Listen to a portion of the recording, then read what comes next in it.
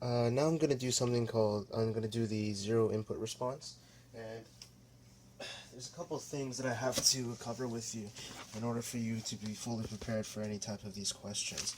So the first thing that I need to tell you is that using the difference equation, we can find out the zero input response of a system. Okay, so let's put all these together here real quick. Okay, so just make sure you can see. Okay, so essentially what happens is that you have, it's essentially like before, we have an equation to the power of, we had a differential equation in continuous time, but in this one we have a differential equation in, it's not a really differential equation, it's a discrete time equation, okay? And we can essentially do the same kind of operations, which we find a characteristic equation, we find the impulse response to that characteristic equation, we can find the zero state response to that equation, okay? So, in just to give you an idea, if I have a difference equation that is y of n plus y of n minus 1 plus y a2 y of n minus 2 is equal to, let's say, b naught x of n plus b1 of x of n minus 1 plus b2 of x n minus 2, for example. Okay, and I ask you to find what is the zero input response. Okay, so to find the zero input response, we have to apply something called the advanced method, or the advanced operator. And what the advanced operator is that e of y of n is equal to y of n plus 1. Okay, where e essentially is the opposite of a delay. So essentially it's like something like this. So y of n goes in, and we have a e, and what comes out is y of n plus 1. So it advances it. Okay, so we have to use the advance for these type of equations to find the zero input response. Okay, so what we're going to do first now is we're going to see the order of the system. So in this equation, this example, the order of the system is what? -2, because it's -2.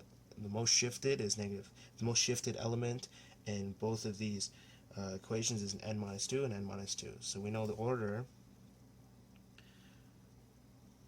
is equal to 2. Okay, so how do we do that? So we're going to shift everything by 2. So we're going to shift this by 2, shift this by 2, shift this by 2. Okay, and this is a linear time invariant.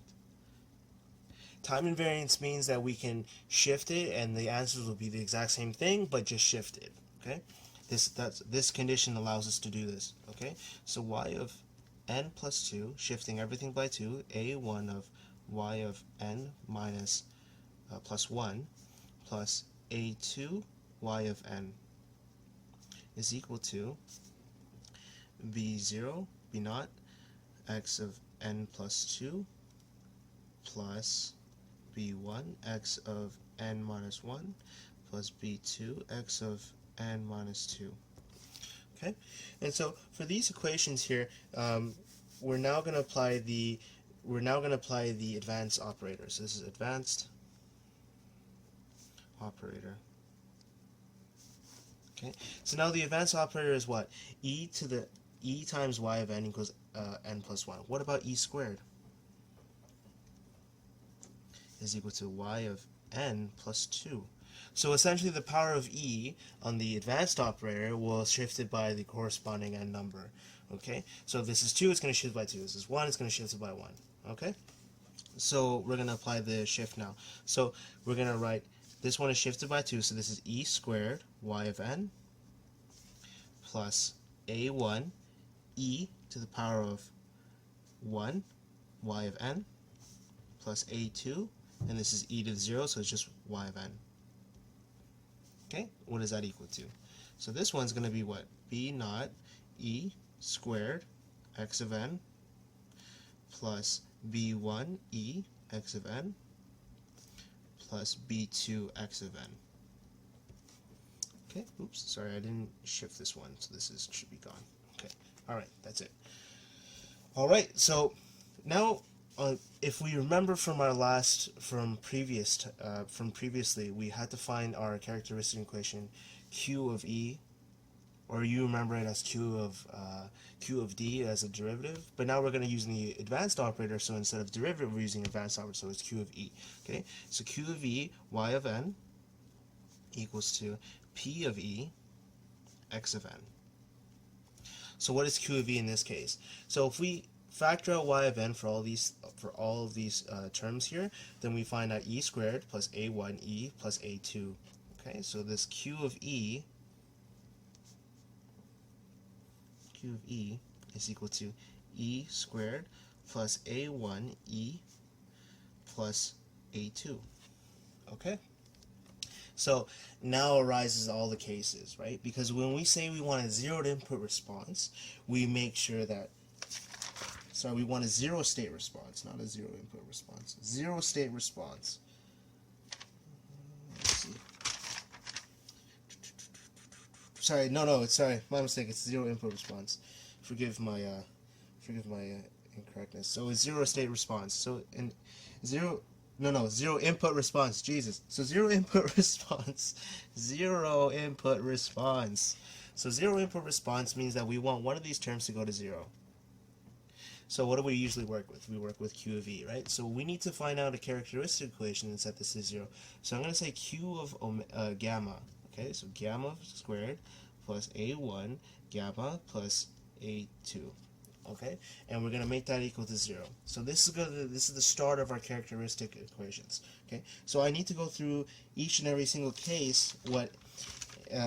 In case of the if you have distinct eigenvalues, multiplicity, and stuff like that. Okay, so let's start that. So the first thing you need to know is, what if I have just distinct eigenvalues? Okay, so distinct eigenvalues. I can't spell. Distinct eigenvalues. So when you find distinct eigenvalues, which is like omega gamma minus, gamma minus 3, and then gamma plus 3, right? Let's say we found out an equation like that, gamma minus 3 plus gamma minus plus 3, okay? Or actually, let's make it 2. Let's make it 2, okay? So we know that our characteristic mode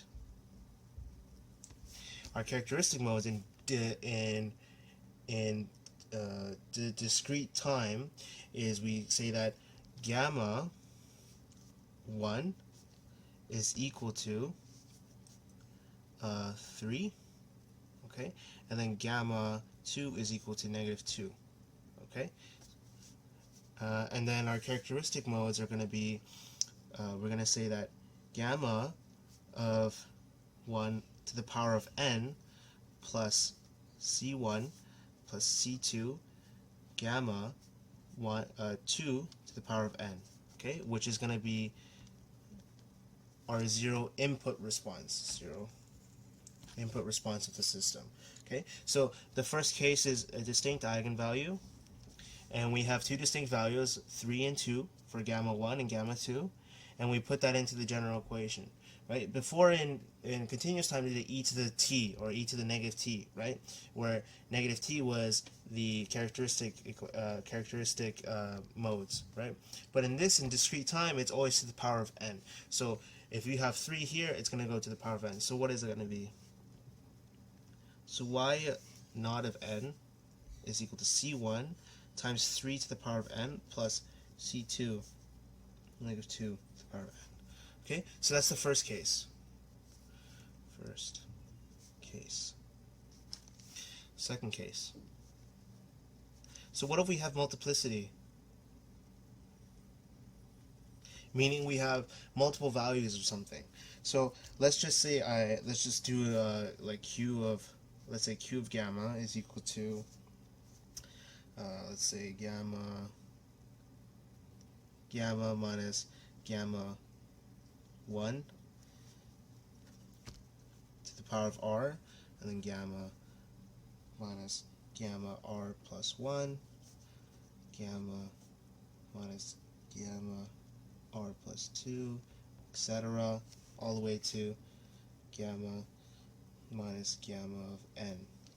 Okay, so let's say we have multiplicity like that, right? So what kind of form is it going to take in terms of the C1, C2? Is it going to be the same thing?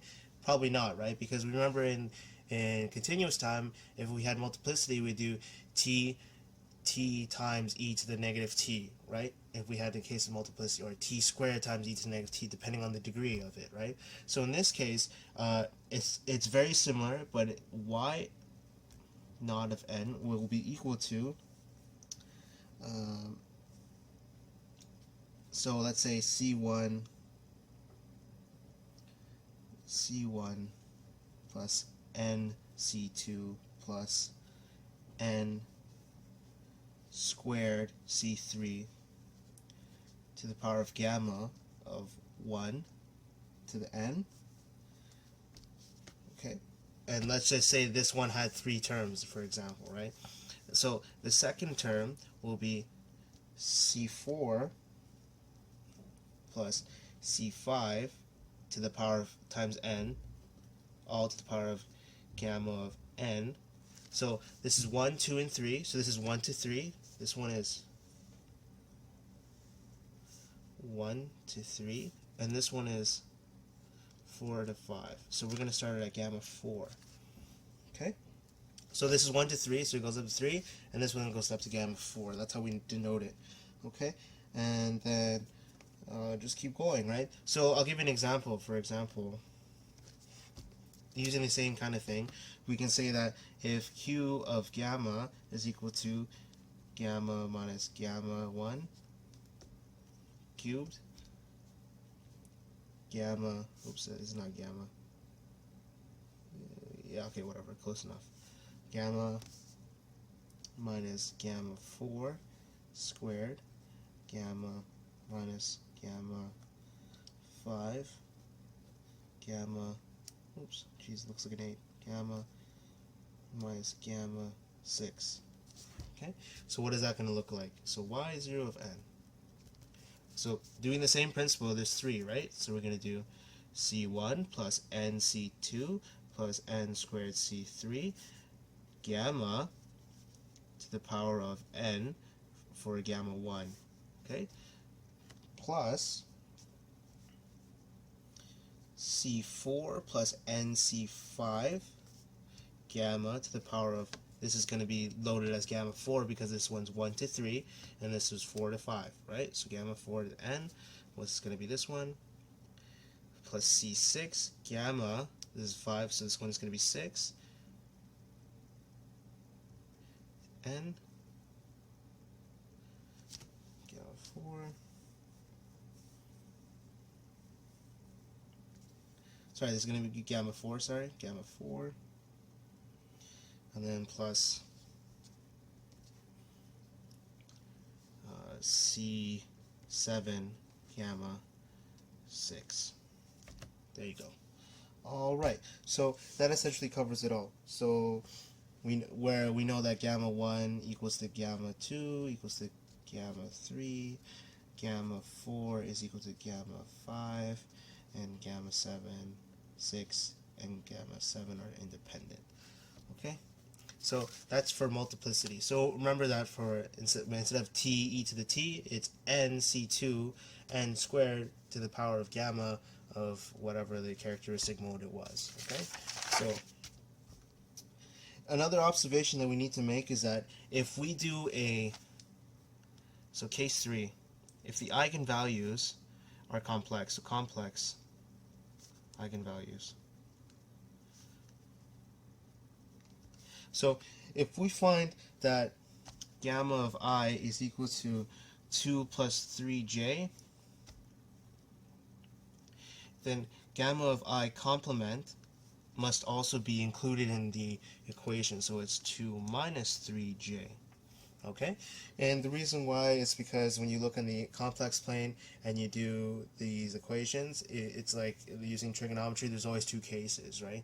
And especially since we're going to be using j here, it's always root of some number, so it's always plus or minus every time you root something, right? So that means that the positive and the negative, and it's the original eigenvalue as well as complement will exist within the equation. So this is going to be y of 0 equals to what?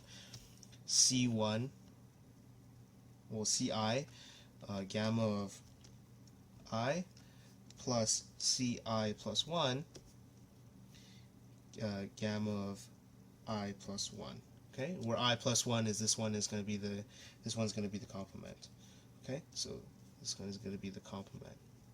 Okay, of I. Okay, I think I've covered all the cases. So there's 3 cases, and just make sure you memorize those in terms of solving your equations. Make sure you have it written down, and we'll go on to another example after this. Okay, so now we're going to do an example, and this is going to be a continuation from the last video of the eigenvalues in terms of finding the zero input response. So zero input response. Okay, and so example, given y of n plus 3 over 2, y of n minus 1 minus y of n minus 2 equals to x of n minus x of n minus 1. So first step, step 1. We need to apply the advanced operator that we learned in the last video. Okay, so if you don't know what I'm talking about, go to the last video.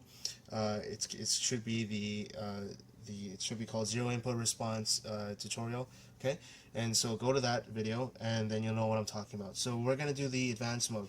So we see the greatest degree is -2, and so we're going to advance everything by 2. Okay, so we're going to do y of n plus 2 plus 3 over 2, y of n plus 1 minus y of n equals to x of n plus 2 minus x of n plus 1.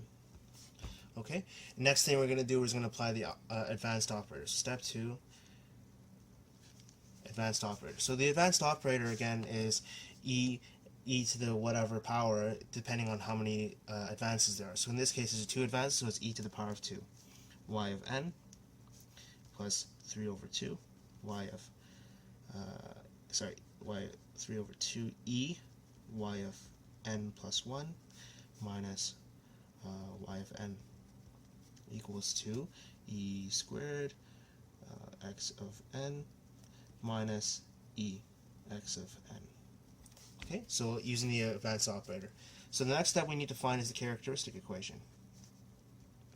And since this is a zero input response, we need to set the characteristic equation to 0 as well.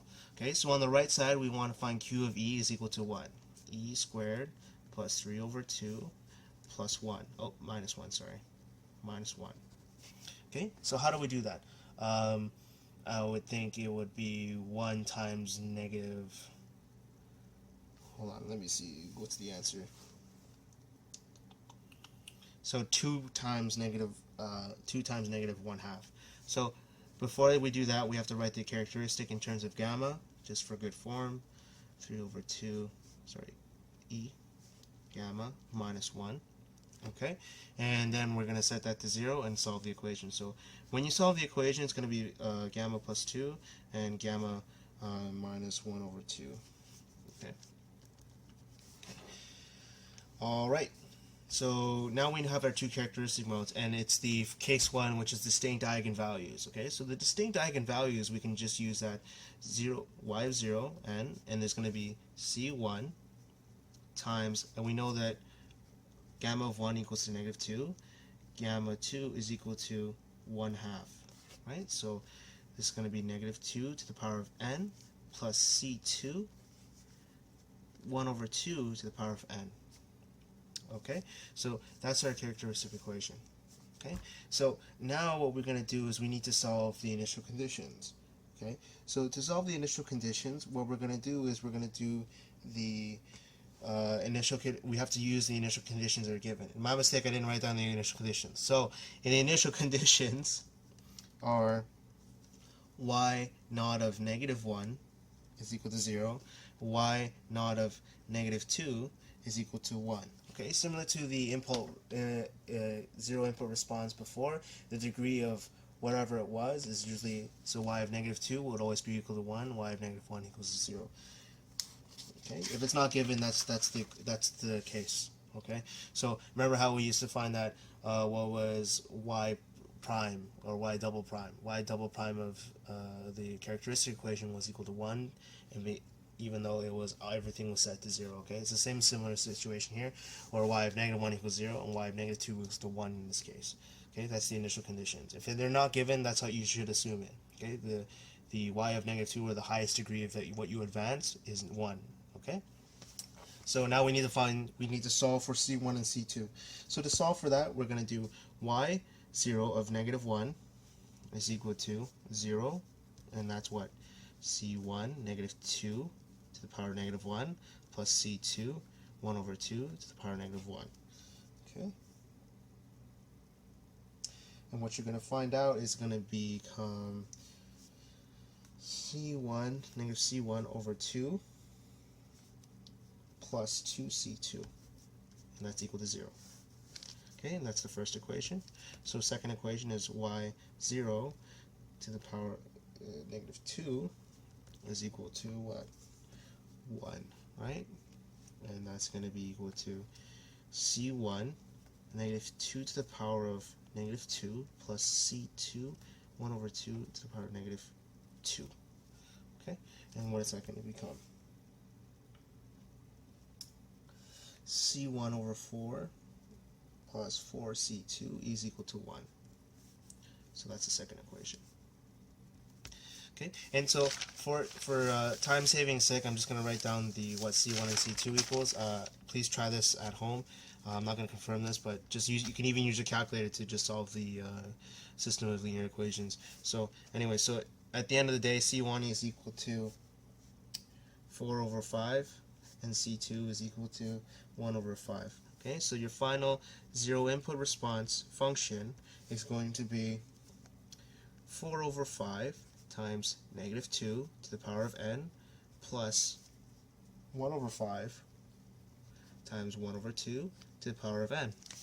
And that's your zero input response. Zero input response equation.